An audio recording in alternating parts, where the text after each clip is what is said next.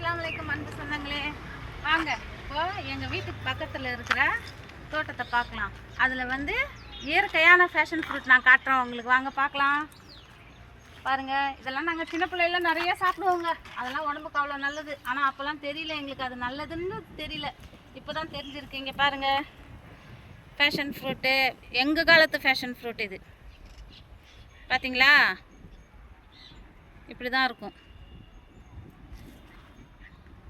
இங்கே பாருங்க, அவ்வளோ டேஸ்ட்டுங்க. இனிப்பு சுவை, புளிப்பு சுவை எல்லாம் இருக்கும்.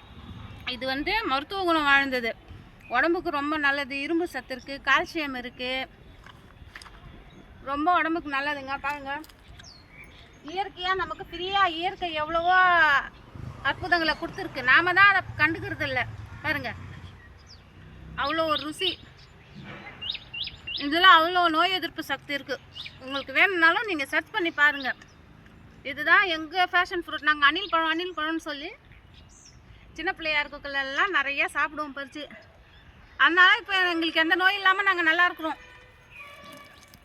பாருங்கள், நிறையா இருக்குது பாருங்கள். இதுதான் காயாக இருக்கக்குள்ள பச்சையாக இருக்கும். அப்புறமா பழுக்க எல்லோ கலரில் மாறிடும். இங்கே பாருங்கள், அதனுடைய கலர்.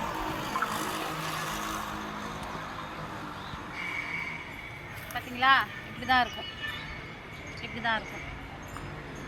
நல்லா இப்படி பூண்டு மாதிரி இருக்கு. பார்த்தீங்களா, அழகா. இதுதான் எங்கள் ஊர் ஃபேஷன் ஃப்ரூட்.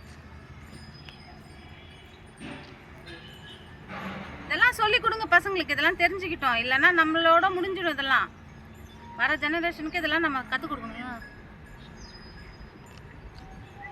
அவ்வளோ ருசிங்க. புளிப்பு சுவை இருக்குது, இனிப்பு சுவை இருக்குது, எல்லாமே இருக்குது.